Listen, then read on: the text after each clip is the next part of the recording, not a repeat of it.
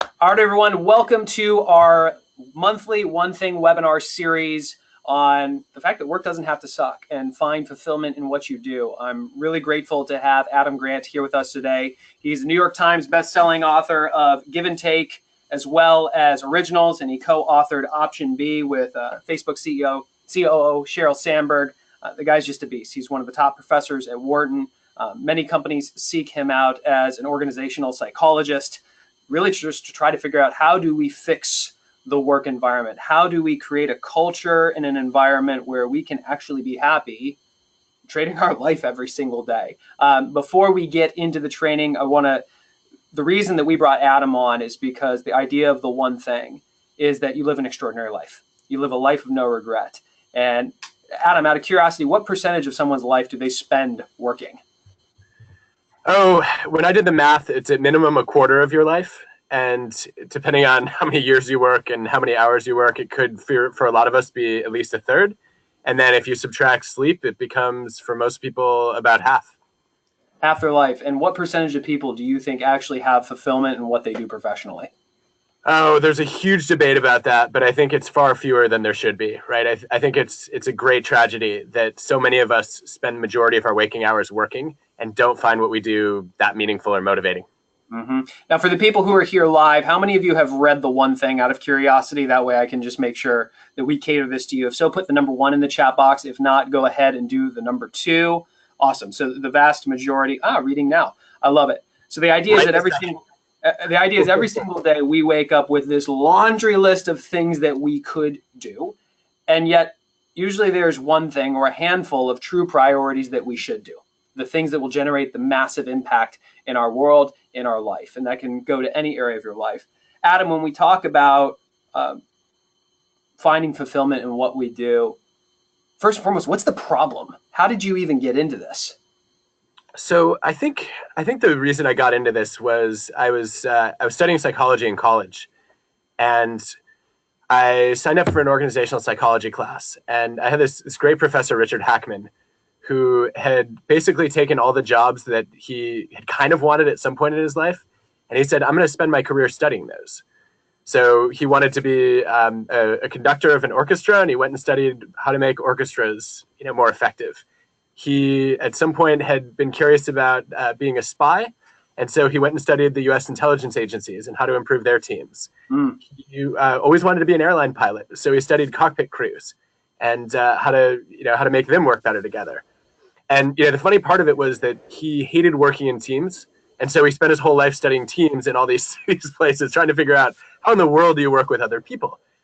And I was just captivated by the idea that, I hated the question growing up, what do you want to be when you grow up?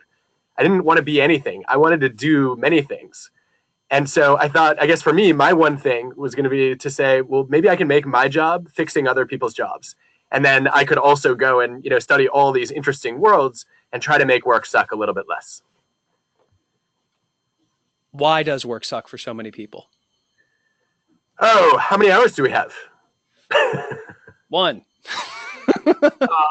I think that, a lot of, I actually just finished doing some research with colleagues at Facebook on this, where we had data on what people at Facebook wanted out of work. And after basic needs being met, sort of getting paid, having a life outside work, when you looked at what really motivated people at work, there were 3 big factors. And this was true around the world. It was true across generations. People wanted, 1, a career where they got to do, work that would challenge them, that would allow them to learn and grow, work that was meaningful. 2, they wanted a community. They wanted to have real connections and relationships with others. And then 3, they wanted a cause. They wanted a sense of purpose that was larger than themselves. And, I think you can apply that to any workplace and say, okay, how much do you really feel like what you do is, a worthwhile career? It makes you part of a community where you really belong, and you have a cause that you believe in. And I think that in far too many workplaces, either none of those boxes are checked or not all of them are checked, right? And it's not enough to say, well, we give you meaningful work, therefore you don't have to have any friends at work. Or, we have a great community, so forget your career, right? You should just be glad to be part of this organization. And I think that's a lot of why so many people are not fulfilled at work. Well, I'd love to do a poll for everybody who's on here live. How many of you, and this is a yes or no, how many of you feel like what you are doing is worthwhile? You feel like you're a part of a strong community and you feel like what you're doing is supporting a greater cause that you really believe in? I'm actually surprised at the number of yeses that we are getting. Here come the no's. All right, so I'd say it's at least 50-50. That's super interesting. So Adam, in all the research you've done, you've worked with some of the most notable companies in the world. Where do we begin our journey to making work suck less and finding fulfillment in what we do? Oh, that's such a hard question. I think I can tell you where I'm at in the journey right now and Sure. kind of where it's landed me, which is I've basically spent the past 15 years studying work and how to make it better. And I've mostly done that by responding to invitations that I get from organizations. And some of that has been really fun, right? I've gotten to work with Google and the NBA and the Gates Foundation, and I've loved those projects. I've become increasingly convinced, though, in part through doing those projects, that if we really want to learn, we should go to the extremes. If you think about if you wanted the best possible workout tips, the people you'd want to learn from are Olympic athletes, right? Because they're on the extreme of fitness and pushing the human body to its limits. And even if you don't want to be one of those athletes, there's probably something cool you can learn from those people who have dedicated their lives to it and really excelled at it. And so I guess where I kind of landed on this is I said, what I want to do is I want to invite myself in to what I think are workplaces that go to the extreme on each of the things that we all want to experience or master. And so I've just started a podcast with Ted called Work Life, where we do this. And in each episode, I go into an unconventional workplace and I zoom in on the thing that they take to the extreme. And so, the big aha for me from that, there are lots of specific ahas. Yeah, that looks familiar. There you go. Thanks for that. But the big aha is that I think too often we close the door to learning opportunities because we say, well, that other workplace it's not like the culture at my organization. Or I can't learn from somebody else's job because their job is different from mine. And I think that's a good thing, right? You want to learn from people who push whatever you want to understand, to a much greater extreme. And so that's to me where this starts. And we could dive into some of the specifics, but that's and I really want to cater this. I want to cater this to the people who made the commitment to showing up here live. Folks, for those of you, feel free to put your questions in around where you're really struggling in finding fulfillment in what you do. And I'm happy to field those to Adam so that we can really customize this experience for you. Adam, I'll go to you. Your own personal journey in finding fulfillment in what you do. Did you just pop out of the womb being super purposeful and just loving every single minute? Or was there a time in your life when you just felt like there wasn't fulfillment in what you were doing? Oh, I think anybody who tells you that they have had, no moments in life where they weren't fulfilled are either really lacking in self-awareness or really seriously lying to you. Yeah, I think we all have those moments. I've certainly had many of them, and it's only intensified my interest in trying to figure out how we can fix work. But when I think about some of the standout moments, one of the bigger ones actually was when I was in college. I was a springboard diver in high school, and me too. Seriously? Yeah, man, Speedo and everything. Wait, there are about 4 of us, right? What are the odds? There you go. That's crazy. So you will relate to this. Yes, for sure.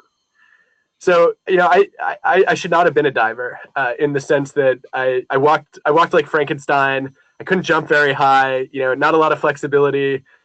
I had once like a couple hour argument with my coach. I said that I was twisting to the right, and he said, "No, you're twisting to the left." And I literally thought I thought I was twisting the opposite direction. So I had a lot of disadvantages, and but I really fell in love with the sport, and I worked hard at it. And eventually I got good enough that I was able to dive in college. And my freshman year, I realized, in high school, I'd had some success by outworking people who were more physically talented than me.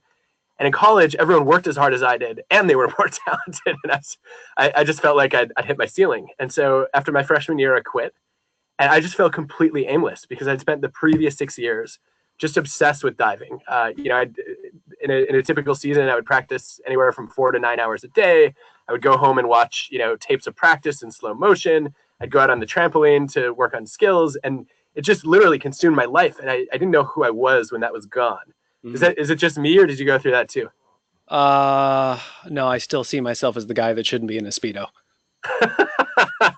Do you also still occasionally wake up from nightmares where you're lost in midair and crashing?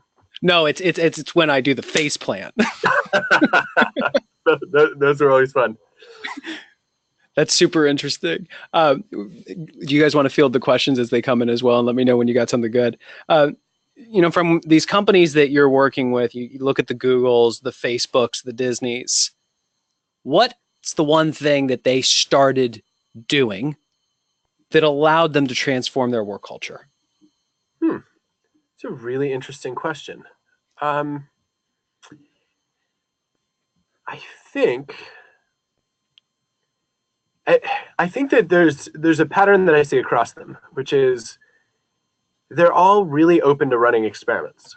So a lot of the organizations that I work with, people are trying to figure out how to solve a problem or where to innovate, and they argue and debate for months, sometimes years. I worked with an investment bank at one point that had literally debated a dilemma for 6 years.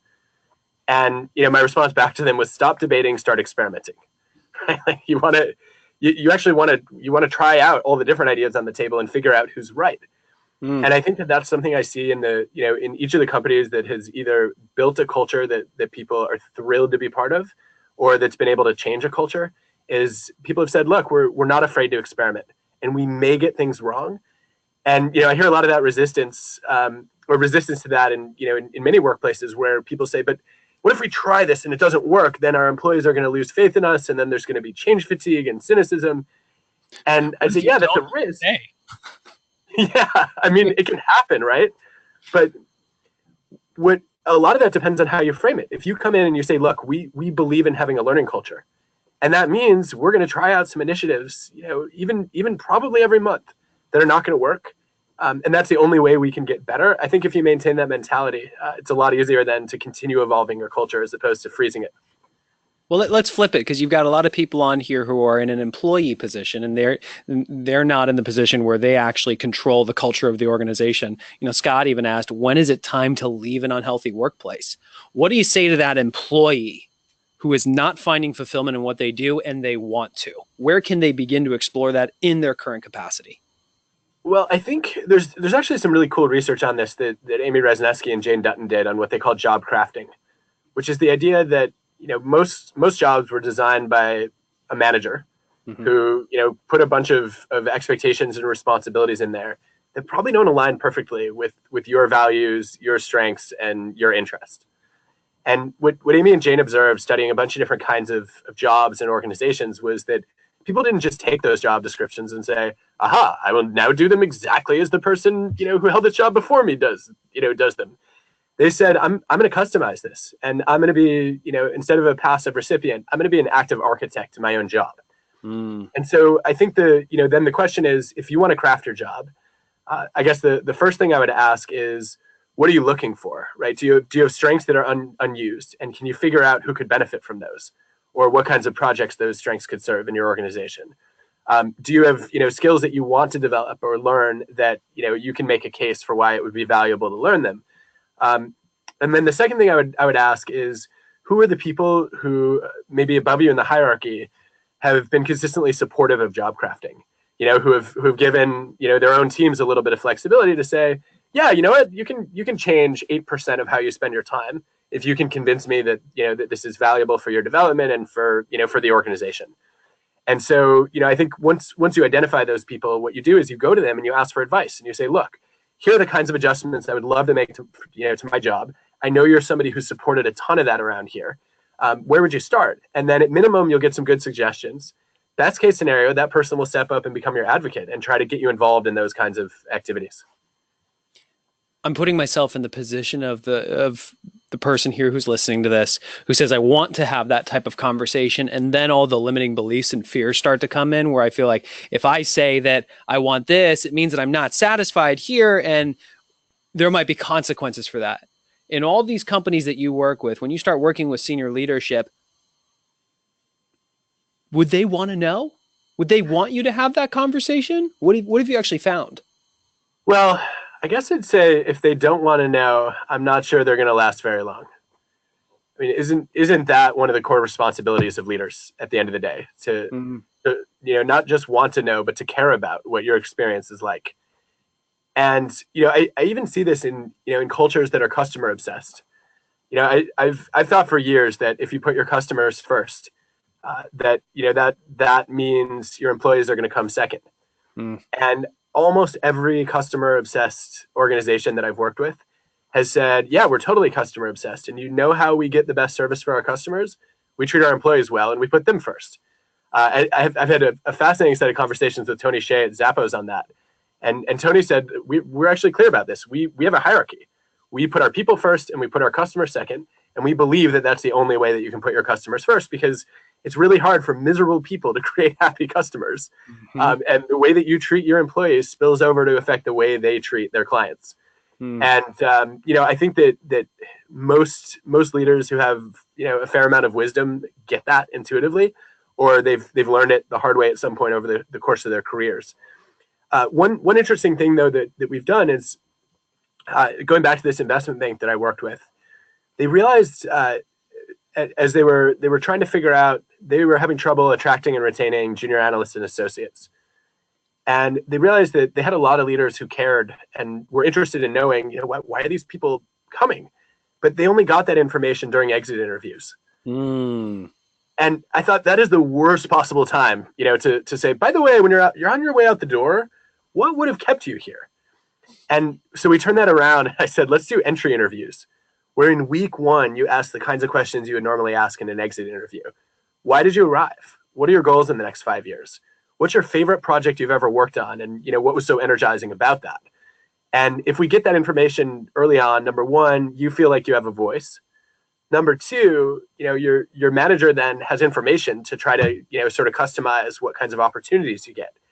And number three, it's just way less awkward to have that discussion in week one, as opposed to, I realized after 4 years of working together, I should probably ask you what your aspirations are.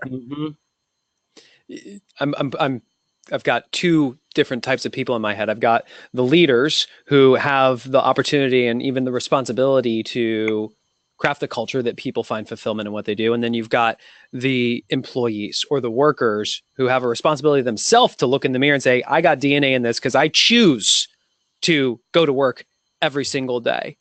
This is where I think your book Originals really comes in. I feel like people don't want to ruffle the feathers. They don't want to go against the grain. Yep. Your book is awesome. And by the way, folks, since I know many of you are Audible fans, if you go to audible.com/onething, or if you text the word one thing to the number 500, you can get a free trial on Audible and get Originals or Adam's Give and Take for free, which is thebomb.com. Talk to us a little bit about that. How is it that all these nonconformists are starting to move the world? Well, I think you're absolutely right. In the data, people are overwhelmingly afraid of rocking the boat. There was one study that actually shocked me, where people were asked about their boldest idea or their most important suggestion. And the question was, what did you do with it? And 85% of people said, I never told anyone. And then if you break down why, you find out, okay, a lot of those people are afraid that, that they might get punished, or, that they might embarrass themselves, or they might be threatening their boss. But it's just as common, maybe even more common, for people to say, I'm not afraid something bad has happened, but I just don't believe anything good will happen, right? It's an exercise in futility. And I think if you put those two things together, fear and futility hold a lot of us back from championing our best ideas. And I will say that I lived this, because when I was a high school senior, I co-founded an online social network with, did we lose our connection here? Hold on. Holding. Hold on. No, I do not want to stop. You see my face again? Don't see my face. I cannot. We're going camera off, camera on. Wait for it. Yeah, I just took the camera off. Well, Adam, we're going to look at your, am I back? We're going to what? Well, you just keep talking and we'll see if my face comes back. Sure. All right, so you can hear me. That's good. You were saying futile and... Yep. Yeah, so I guess I lived a version of this because when I was a senior in high school, I was trying to figure out what to do with the decision about where to go to college, and I just on a whim I sent in an application to Harvard, and I got a letter back a couple months later saying I'd been accepted, and I felt like it was an amazing opportunity and I should go, but I also was terrified of going halfway across the country and not knowing anybody. And so I started searching for other people who are there or who are going to be there, and I ended up finding a bunch of potential future classmates. So we started a little email list, and we just kept adding people as we met other people who were going to join our freshman class. And by the spring, we had over 100 people who met at a pre-frosh weekend. And when we arrived in the fall, we had connected more than an eighth of the entering class. And so we had started Harvard's first online social network. This was 1999. And when we got to campus, we shut that network down because we thought we know each other. Why do we need an online connection now? Oops. And then 5 years later, Mark Zuckerberg started Facebook, literally in the house next door. Now, I don't know how to code, right? I'm not a computer scientist. I never would have had the vision for Facebook. But for me, it was such a clear example of saying, this idea I just didn't see potential in it, right? I didn't realize that connecting people online was going to be so powerful. And so I didn't do anything with it. And my hope is that, that no one else ends up in those shoes, right? And that anybody who has an idea says, you know what? Yeah, I could regret, failing, but what I'll really regret in the long run is failing to try if I never give this a shot at all. And I can tell you that my co-founders and I have definitely had our moments of regret. Yeah, you've done okay, though. For the people who are here live, I'm curious how many of you have ever worked really hard and looked up at the end of the day and thought to yourself, I know I was busy. And did I even get anything done? If so, go ahead and put yes in the questions box. I want to see how many. Okay, yeah, overwhelming majority. What's been super interesting about this journey, Adam, getting to work with people in our Living Your One Thing membership and interacting with people from the podcast, everybody wants more out of life, and yet they don't really understand how to manage their time so that when they look up at the end of the day, they feel fulfilled. They feel like they made a difference. I'm curious for you, you're a professor at Wharton. You write all these amazing books. I've got to imagine you've got some pretty high demands on your time. Is that fair to say? I definitely have more demands than I used to. Yeah. Okay.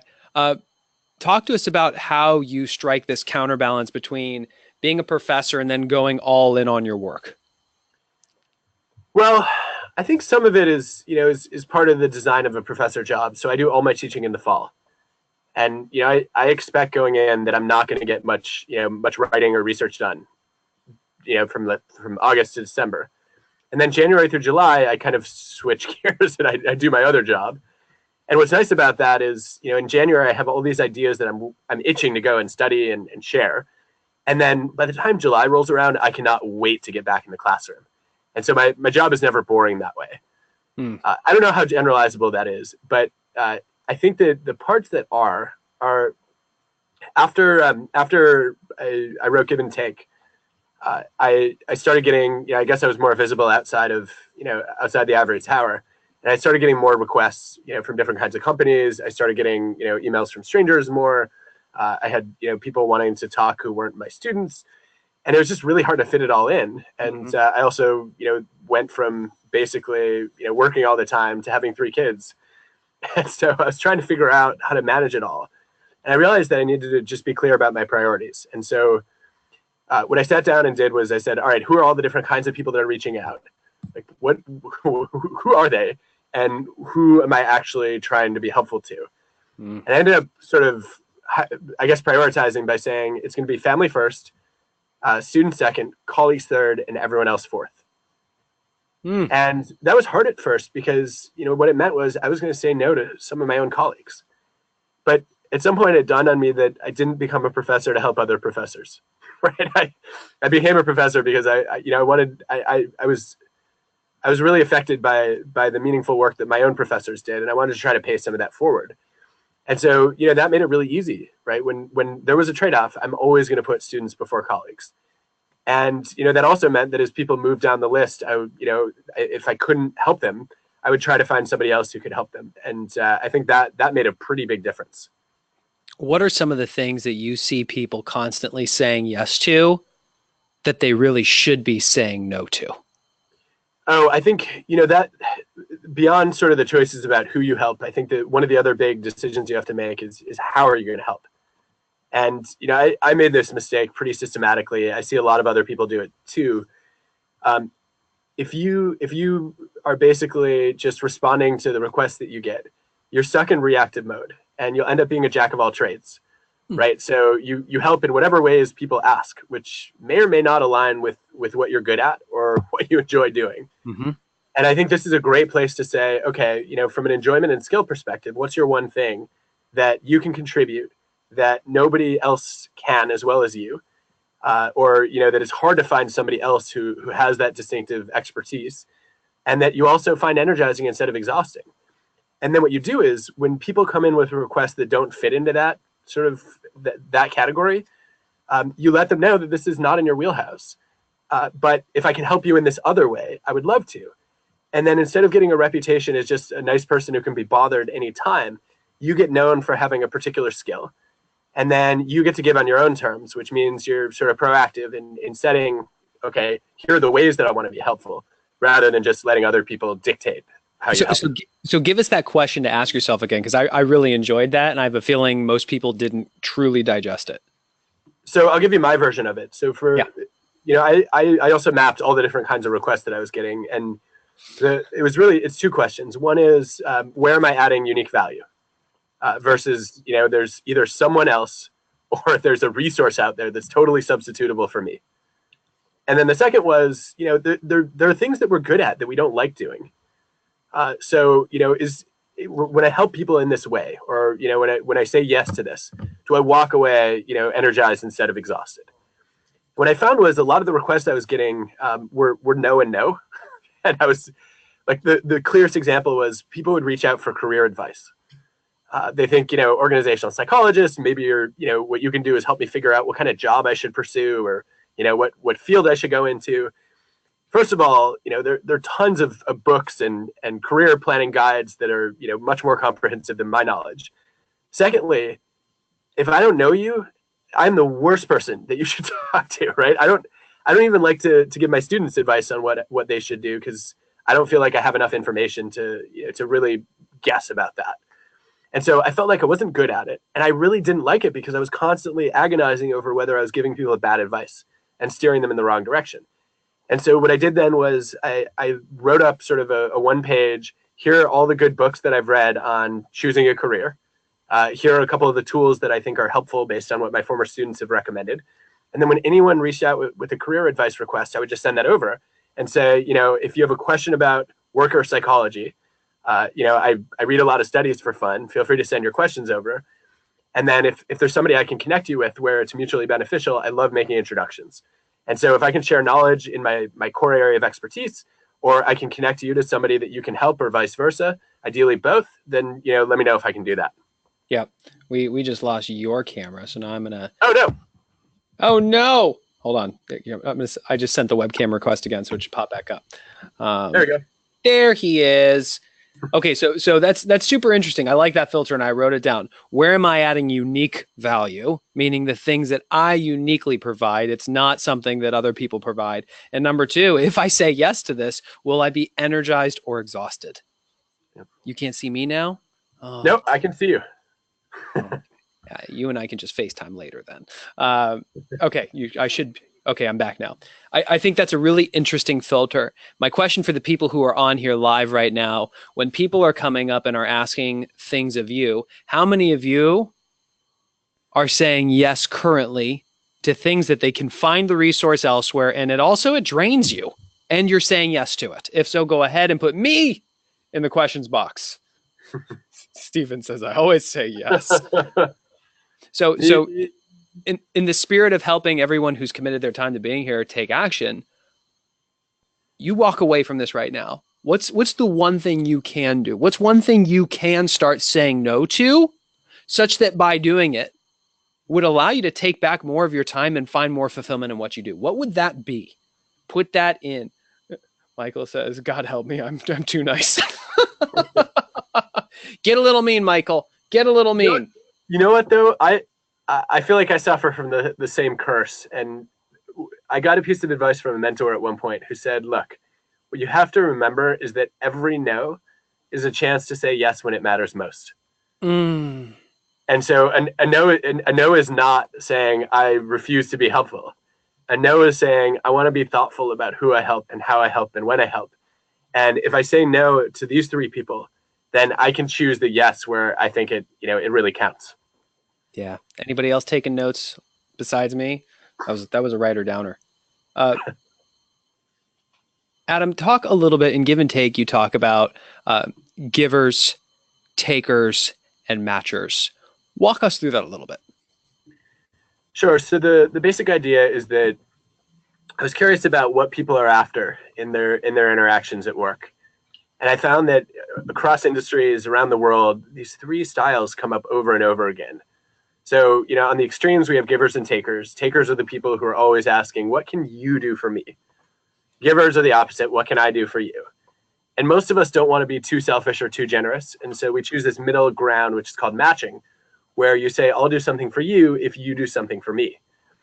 And what's interesting to me about this is that, yeah, we all have moments of giving, taking, or matching, but we also all have a default style, which is, what's our first instinct, or how do we treat most of the people most of the time? And I was really interested in, what are the implications of these styles, right? How do you fare? What does it do for your success as well as your happiness? If you choose to be more of a giver versus a taker or a matcher. What did you find? So the most surprising finding to me was that if you look at the worst performers in a bunch of different jobs, I looked at data on engineers' productivity, medical students' grades, salespeople's revenue. The worst performers were consistently the givers. They were so busy doing other people's jobs, they ran out of time and energy to finish their own stuff, which is sad. And so, then I thought, okay, well, who are the best performers? And the good news is it wasn't the takers. Takers had a pretty consistent pattern of rising quickly and then falling quickly.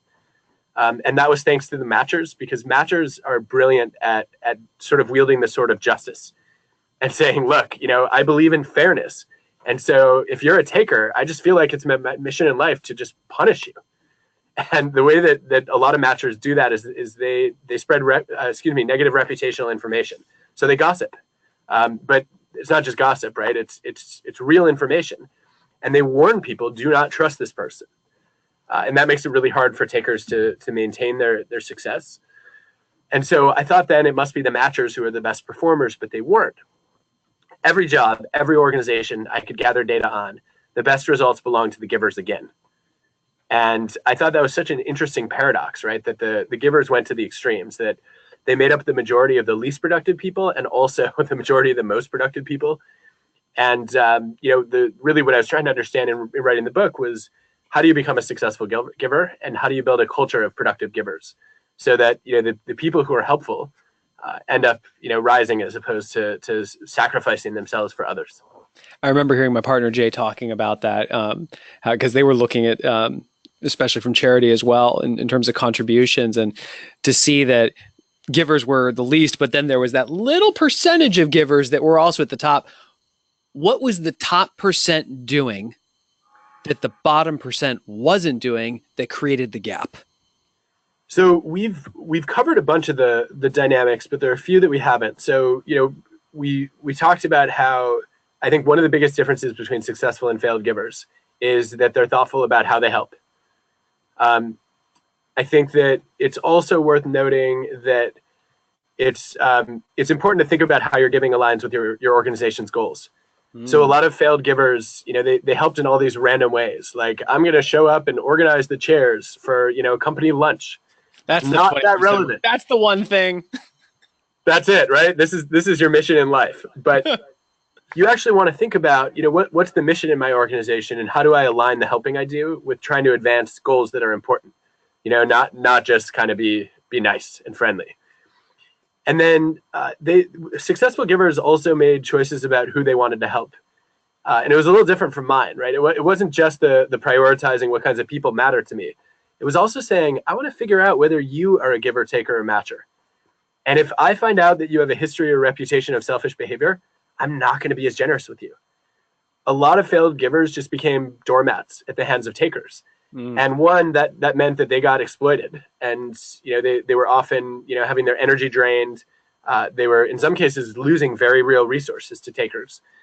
But two, they were also reinforcing takers' behavior and letting them get away with it. And basically saying, yeah, you can walk all over me and I'm totally fine with that. Successful givers said, I am not going to reward selfishness. And if I find out that somebody's, been a taker, I am either, going to draw a boundary and say, you know what, I'll be a matcher in that relationship. And, I'm only going to help them if they pay it back or pay it forward. Or I'm going to give them feedback and let them know that, hey, you know what, you come across as, pretty selfish. Here are some specific examples where, you've been perceived that way. And I don't work well with people like that.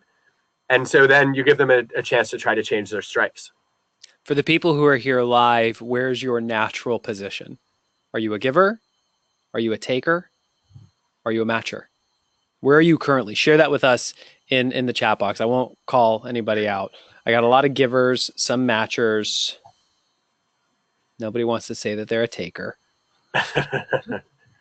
What I find really interesting, and this is where it lined up with the ideas of the one thing, one of the three commitments is the commitment of moving from E to P, where E is entrepreneurial, P is purposeful. And so many of us, every one of us in some area of our life is acting entrepreneurially. We're relying on our natural abilities to succeed. And the challenge is that has a ceiling of achievement. For so many of the givers, they just want to give. They say yes to everyone else and they end up saying no to themselves.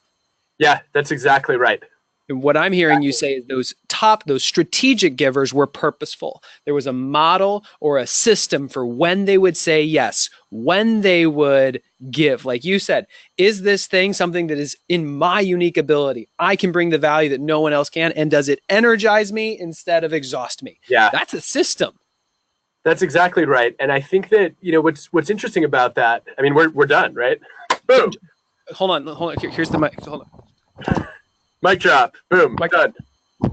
What I do think is interesting about that is a lot of people think, I've actually, one of the most surprising things that's happened is I thought I was writing the book to convert takers into givers. Right? To say that, one of the pieces of good news about the success of these different styles is that most of the time the givers failed in the short run and they succeeded in the long run. Because, at first, it's really inefficient to spend all your time helping people when you're supposed to be doing your job. But over time, the relationships you build, the trust that you gain, the reputation that spreads, and also the learning, right? The time you spend solving other people's problems actually puts you in a better position to solve the organization's problems. Those advantages take a while to add up. And so what we often saw was that the givers performed worse in, let's say, the first quarter of a sales cycle. But then by quarter 3 and quarter 4, they were actually bringing in more revenue than the takers and matchers. And so I thought, okay, this is a case for takers to change their stripes. And that, I don't think, has been the effect, if there's any impact of this book. The feedback I've gotten from readers that comes in really consistently is it's from givers who used to think that it was a sign of weakness and they were afraid to be that way. And they've said, oh, understanding that there's such a thing as a successful giver has liberated me a little bit, right? To say, I don't have to hide the fact that I like helping other people. But even more than that, the comment has been, what I realized was that I thought it was not okay to have my own goals. That I thought being a giver meant I had to be altruistic and I had to care about other people. And then, I would be on the back burner, right? That's the yes to other people, but no to myself. And, when I studied successful versus failed givers, I kind of thought I was going to have a continuum from, taking to giving. But it actually turned out to be a 2x2, because you could ask people, how much do you care about others and helping them achieve their goals? And then you could also ask, how much do you care about achieving your own goals? And those two questions, the answers are uncorrelated. And so when you draw the 2x2, you see really quickly that, there are takers who care about themselves and not others. They're apathetic people who care about no one. They don't care about themselves or others. And then you have two kinds of givers. Givers always care about others. Failed givers are the people who care about others but not themselves. And successful givers are high in concern for self and concern for others. And they say, look, I want to help other people succeed, but I also want to succeed, right? It's okay to be ambitious for myself as well as other people. And they said, I'm gonna try to hold those things in balance, right? I'm gonna make other people more successful, but I will not do that at my own expense. And a lot of people confuse that for matching. They say, oh, okay, so you're gonna trade favors equally. No. Matchers expect something back from everyone they help. Successful givers consistently help with no strings attached. They're not looking for anything in return in each interaction, but they won't help at a major personal cost. And they'll say, look, I will help other people as much as I can, but I'm not going to do that in a way that compromises my own goals. And that way I allow myself to be helpful, in a way that's not transactional or involving some kind of tit for tat, but I'm also, keeping my own priorities in the field of vision. For all of you listening to this, how many of you are giving so much of yourself at the cost of your dreams? If you're here live, go ahead and put yes in the questions box. If you're listening to this later on the podcast, go ahead and give yourself an internal high five or be like, that's me, sad. I'm going to do better. We've all been there, right? If as you listen to Adam talk about this, amazing that you are a giver. Our question is, how can you be purposeful about when you will give? How can you put parameters around what you will say yes to so that it makes it very easy to say no to everything else? Adam, I'm thinking back about everything we've covered over the last 40 minutes or so, and I'm thinking about how, from an organizational standpoint, to open our minds to testing things out and not fearing what employees are going to think, but just being open and communicating with them that we do want them to find fulfillment in what they do.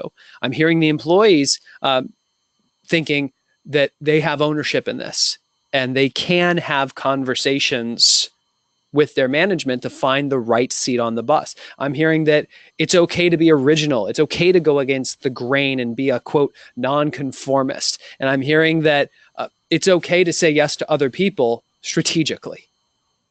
What's the one thing that people are not doing that if they started doing immediately would completely transform the fulfillment they find in what they do? Ooh, well, there are a bunch of candidates for that, but you like one things here. So if you could only pick one. I'll pick the one actually that I think completes the trifecta of what successful givers do. So we said be thoughtful about who you help, about how you help. You also want to be careful about when you help. So one of my favorite experiments, this is Sonia Lyubomirsky, asked people to do 5 random acts of kindness every week. So let's say you're going to do 5 5-minute favors every week. Start to think about, okay, what are those things that I would want to do where I add distinctive value, where those are energizing? And she lets you pick whatever 5 acts of generosity you want to do. And you're going to do those every week for about 3 months. And what she does that you are not fully aware of is you get randomly assigned to do those either in what I've come to call sprinkling, which is 1 every day. So you do 1 act of kindness on Monday, 1 Tuesday, 1 Wednesday, and you spread them out throughout the week. Or you're asked to be a chunker, and you pick 1 day as your giving day every week. So Thursday, you do all 5 random acts of kindness. And this is always fun to poll the audience. So for those of you who are live with us, if you could just weigh in on what you think is more energizing, to do 1 random act of kindness every day as a sprinkler. So that would be the sprinkle option, or to do pick 1 day and do all 5 that day each week. That would be the chunker option. Okay, let's see here. I think sprinkling is winning. People are leaning toward the sprinkles. Definitely, which is almost always what happens. So in most groups, about 80% of people will say you want to sprinkle, right? Do a little bit of every day, of random acts of kindness every day, and you're putting a little more spring in your step. You feel like you're a giver every day.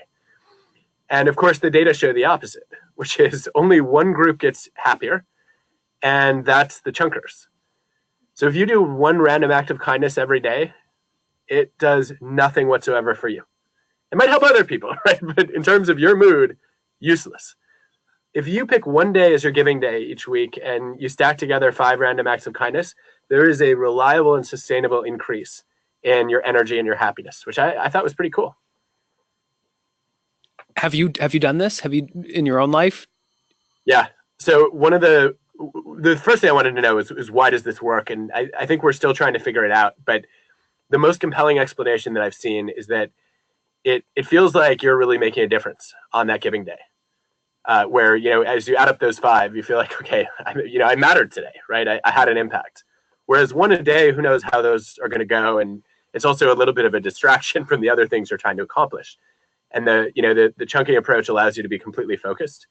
So what I ended up doing after I read this research was I said, all right, I used to have office hours spread throughout my week, and I would meet with a student here and there. I said, you know what, I'm gonna pick 2 days a week, and I'm gonna make those full blown student days. And I started actually doing office hours in 4-hour blocks, and in that time I might see 20 different students. And even if 9 of those conversations weren't helpful at all, I still know that I did something that was a little bit useful, right? And I found also that a lot of those conversations ended up connecting to each other. And so I'd have a student in office hours. There's another who's waiting outside.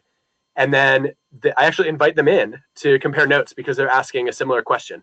And so I find that I'm able to connect people to help each other who are coming to me with similar requests. And so the chunking approach had sort of a surprising efficiency that I didn't see coming. That's super interesting. Well, behind the scenes, this year when we started looking at our goals, one of the things that Jay has been challenging me on, I've been acting very entrepreneurial, sprinkling podcast episodes, for example, like just doing one a day, just constantly doing it. Yeah. Right. And he's really been challenging me to get purposeful. Can I have a 4-hour time block every 2 weeks so that I am purposefully batching all of it at one point in time, so we're much more strategic, everything else frees up, because otherwise I end up feeling like a chicken with my head cut off. Yep. So my question for people who are here is, what's one thing that you are consistently doing in your career that currently you're sprinkling when you could be batching? You could be compressing it and putting it into a block of time that you do on a regular basis, and you put a model and a system behind it. What would that one thing be for all of you? I would love to see those answers in the chat box. And we've got about 10 minutes left, and then I want to do some Q&A. So I've got Inez over here fielding me some. Megan, you got to see this. Megan's having a great hair day. I'm having a bad hair life. So yes. So when's the comedy book coming out? Never, I hope. Okay, there we go. Yeah. Oh, okay. A lot of people saying their lead generation, HR duties, reports, prospecting, coaching. Yeah, that's super interesting. All right, cool. What questions we got? How do you figure out what you want to do with your life as a young college student? Who's it from? Christina. Christina asked, how do you figure out what you want to do with your life as a young college student? I think you're going to get punted to the resource you created. Too many options, ideas. Or she has too many options, ideas, passions. How do you begin to narrow it down? Well, I think probably the 2 books I've read on this that I like the most were one, The Element by Ken Robinson, which is, I think, a whole analysis of that exact question. And then 2, Cal Newport wrote a really interesting book called So Good They Can't Ignore You, where he says, actually, it's hard to be truly passionate about something if you don't have skill in the area. And so often we get this backward. We think that, I should discover my passion and then go become an expert in it. But you want to find out what you're good at or what you enjoy being good at. And so Cal recommends kind of reversing this and saying, let's pick a skill that you really want to learn, that you think is valuable and you're curious about, and go do it for long enough to figure out if you discover a passion for it. Yeah. That was the single best piece of advice I got coming out of college. They said, what's the skills you can acquire today that will serve you for the rest of your life? And even when I hear Gary Keller talking about setting goals, the purpose of a goal is to be appropriate in the moment, to have a vision for where you want to go in your life so you can figure out what are the habits you can acquire today that will automatically carry you to that future reality. That is solid advice. Kevin asked, what advice do you have for parents who are trying to teach their kids this type of approach? In other words, better prepare them for a foundation that supports finding fulfillment. Good question, Kevin. Yeah, that's a really good question. So there was a study that I found both familiar and disturbing a few years ago. So the question was, what do parents want most for their kids? And when you ask parents that, what they say is, I want my children to be happy, and I want them to be givers, basically. I want them to have good lives, and I want them to be good to others. And then you ask their kids what they think their parents want for them. And their kids overwhelmingly say, my parents want me to be successful. They want me to be a high achiever. And I think we have to be really careful about this because we do it without even realizing it, right? It's hard to measure, how generous was my kid this week, right? Or how much happiness did my child find this week? Whereas, talking about the goal they scored in soccer and, praising the performance they gave in the school play and, talking to them about why it's important to ace their math test, right? Those are things that we know we can track them precisely. And, we start to worry when our kids aren't doing well in those areas. But I think where we have to be cautious is if we only deliver those messages, then we're basically telling our kids what matters most to us is their achievements.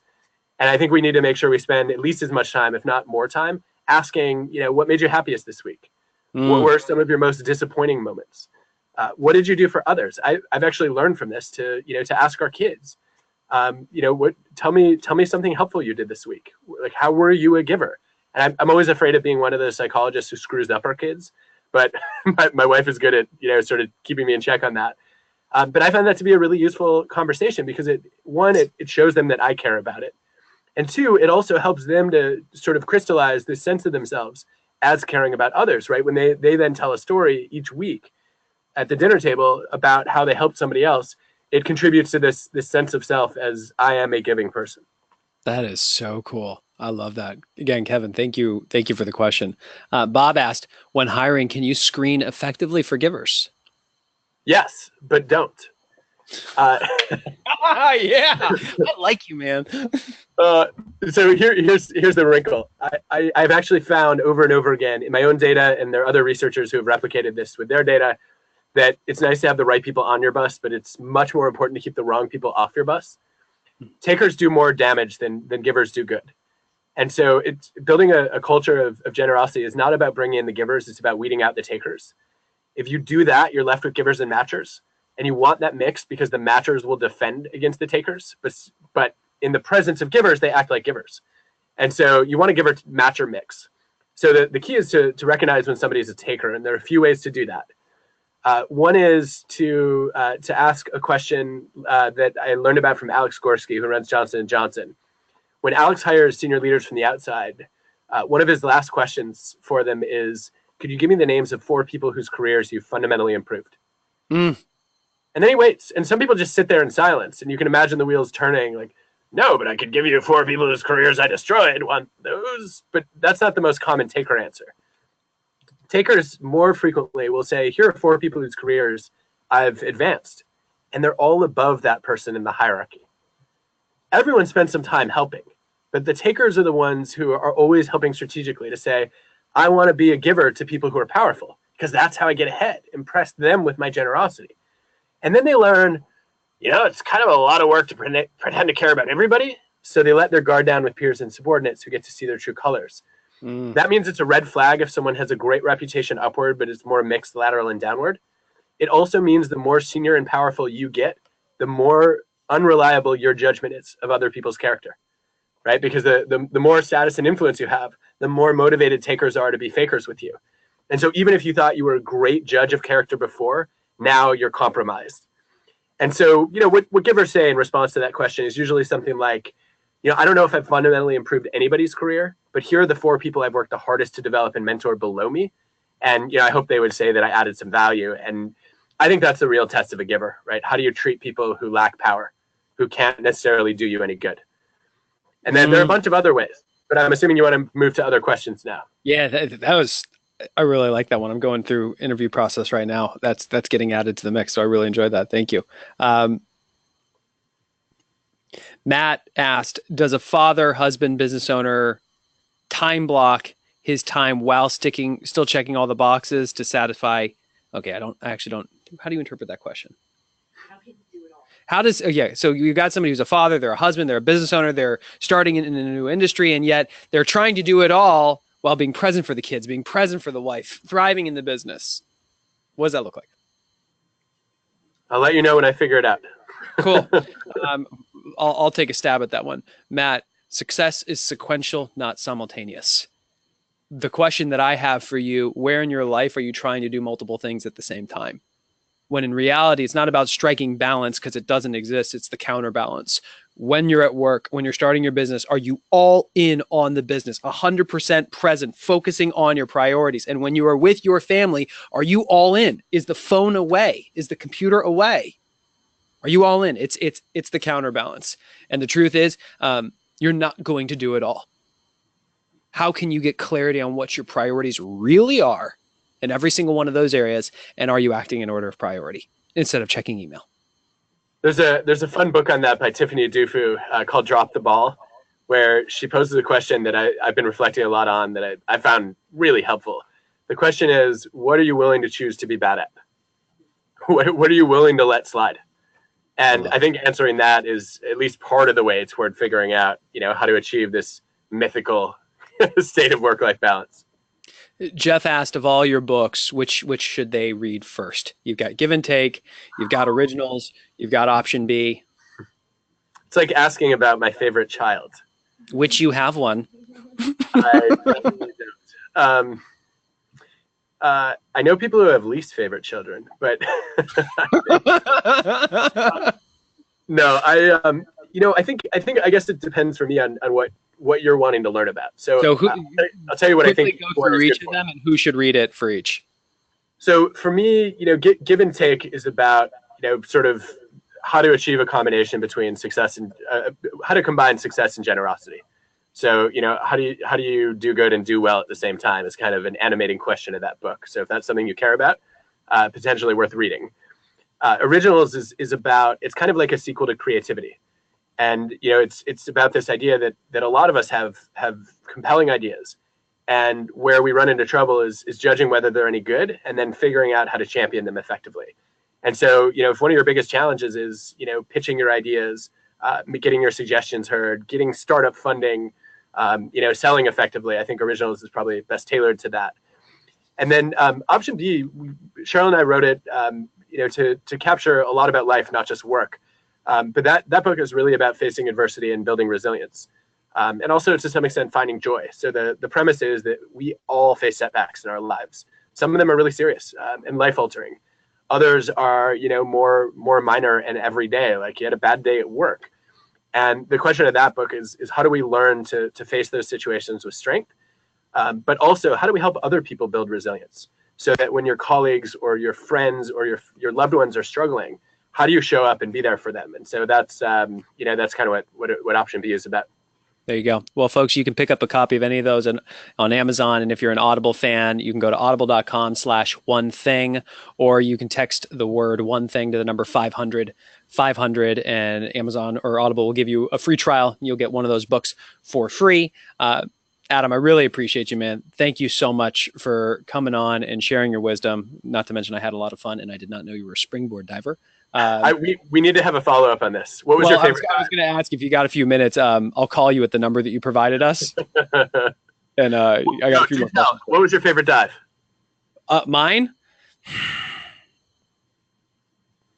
Honestly, I just really enjoyed a solid 1.5 pike. Like done really, really well. It's like a bread and butter staple choice. Yeah, you start throwing the twists in there. I wasn't that good. The legs just came apart and went everywhere, and it was a hot mess. Cool. Well, thank you very much, folks. We've got more webinars coming up next month. Check your email following up on this. We'll send you a replay. We'll also send you the link so you can sign up for the March webinars. And we really appreciate you. So, Adam, I'm going to call you at that number that you provided us. Thank you. To be continued. All right. To be continued. Bye, everyone. Bye.